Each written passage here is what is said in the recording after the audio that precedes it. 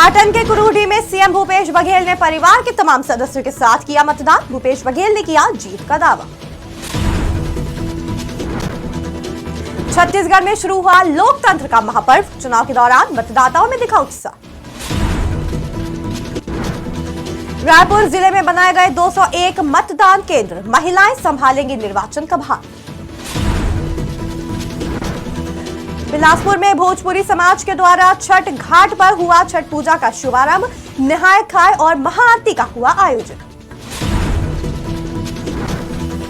कांग्रेस प्रत्याशी नीता राजा के साथी सलमान पर चढ़ाई गई गाड़ी। कांग्रेस प्रत्याशी के साथी की मौके पर मौत।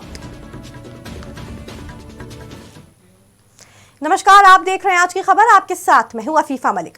छत्तीसगढ़ में दूसरे और अंतिम चरण का मतदान समाप्त हो चुका है। प्रदेश में निर्वाचन आयोग ने विधानसभा चुनाव के लिए 2 चरणों में मतदान कराया, जिसके तहत पहले चरण का मतदान 7 नवंबर को संपन्न हो चुका था। आज यानी 17 नवंबर को अंतिम चरण के लिए 70 सीटों पर वोट डाले गए। इसी कड़ी में पाटन के कुरूडी के प्राइमरी स्कूल में मुख्यमंत्री भूपेश बघेल ने परिवार समेत मतदान किया। मतदान के बाद भूपेश बघेल ने जीत का दावा करते हुए कहा कि अब की बार 75 पार। बिलासपुर में मतदान खत्म हो चुका है। लोकतंत्र के महापर्व में भागीदारी निभाने में मतदाताओं में उत्साह देखने को मिला। इस दौरान भाजपा प्रत्याशी अमर अग्रवाल ने अपने परिवार के साथ जाकर मतदान किया। विधानसभा आम निर्वाचन 2023 के अंतर्गत जिले में आज सुबह 8 बजे से सुचारू रूप से मतदान शुरू हुआ। इतना ही नहीं, मतदान पूरा कराने के लिए कलेक्टर और जिला निर्वाचन अधिकारी के अलावा उप जिला निर्वाचन अधिकारी, सभी रिटर्निंग और सहायक रिटर्निंग अधिकारियों के अलावा निर्वाचन कार्य से जुड़े सभी अधिकारियों ने जिले में लगातार मॉनिटरिंग की। लोकतंत्र के इस पर्व में मैं सभी से आग्रह करता हूं कि मतदान अवश्य करें। मतदान करने से पहले एक बात का विचार करें कि ये एक दिन का मतदान नहीं, ये 5 साल का भविष्य होता है। इस 5 साल में कौन इस शहर को ऊंचाइयों में पहुंचा सकता है, अपराध मुक्त कर सकता है और इस प्रदेश के विकास में कौन योगदान दे सकता है। बिलासपुर में भारतीय जनता पार्टी आ रही है। मैं तो आज भगवान से प्रार्थना किया हूँ कि जनता तो आशीर्वाद दे रही है, आप आशीर्वाद दें कि 5 साल में जो मैंने कहा है मैं उसको पूरा कर सकूं और इस शहर को अपराध मुक्त और इस शहर की पहचान राष्ट्रीय स्तर पे बनाते हुए यहाँ के नागरिक जो है अमन चैन से रह सके।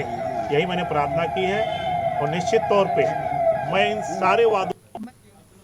रायपुर जिले में 201 मतदान केंद्र बनाए गए और सभी संगवारी बूथ थे।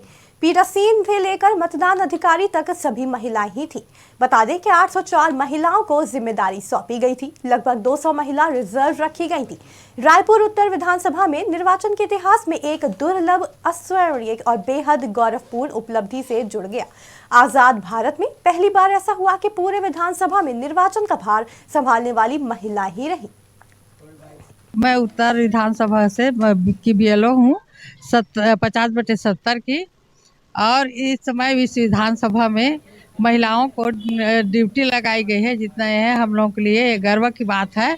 मैं उत्तर देखिए मैम, पहली बार तो 50/72 में हम लोग जो काम करते हैं आ रहे हैं अभी तक से, तो इसमें महिला कर्मचारियों को 50 में ड्यूटी लगाई गई, जिसमें सारे पीठासीन अधिकारी से लेके बीएलओ से लेके सारी महिलाएं ही काम कर रही, जिसमें बहुत उत्सुकता के साथ काम कर रही हैं। और प्रशासन का ये पहला मौका मिला है जो महिलाएं ही काम कर रही हैं और इसमें महिलाओं को ही करना चाहिए। मैं तो बिलासपुर शहर चुनावी सरगर्मी से भरा हुआ है, तो वहीं दूसरी तरफ आज भोजपुरी समाज के द्वारा छठ पूजा का शुभारंभ बिलासपुर के छठ घाट पर शुरू हुआ।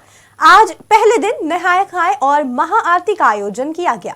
छठ घाट समिति के अध्यक्ष ने मीडिया को तमाम जानकारी देते हुए कहा कि उनकी समिति द्वारा छठ घाट में पूरी व्यवस्था कर ली गई है। साफ सफाई के साथ साथ सुरक्षा के इंतजाम और मेडिकल की सुविधा भी उपलब्ध है। आज से शुरू होने वाली छठ पूजा आगामी 3 दिनों तक चलेगी। इस दौरान भक्तों के लिए अनेक प्रकार के आयोजन भी समिति के द्वारा किए जा रहे हैं। आपके माध्यम से पहले तो हम सभी छठ माता के इस घाट पावन घाट पर आए हुए सभी दर्शनार्थियों को और जो श्रद्धालुगण हैं मैं उनका अभिनंदन करता हूं।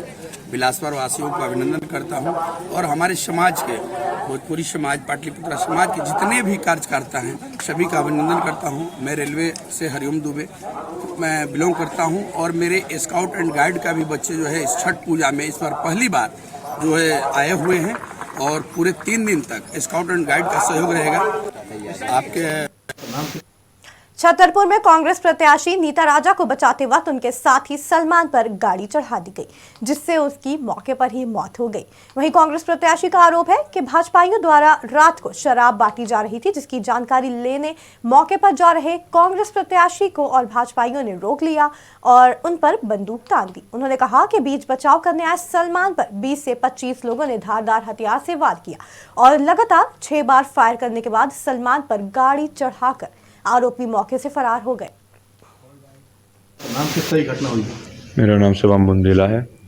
कल रात को सूचना प्राप्त हुई थी कि भाजपा के समर्थित प्रत्याशी यहाँ पे दारू वारू बांटने का काम कर रहे हैं सूरजपुरा साइड, क्योंकि पहले उन लोगों ने जटकरा में बांटी थी दारू, कंबल, साड़ियाँ। तो हम लोग जा रहे थे वहाँ रास्ते में, तो वहाँ गाय वगैरह बैठी थी, तो हम लोगों ने साइड स्लो की, उतने में ही उनकी गाड़ियाँ सामने से आ गई। तो चूँकि जगह थी थोड़ी कम, इस साइड गाय बैठी थी, तो हम लोगों ने कहा कि भाई तुम लोग निकल जाओ।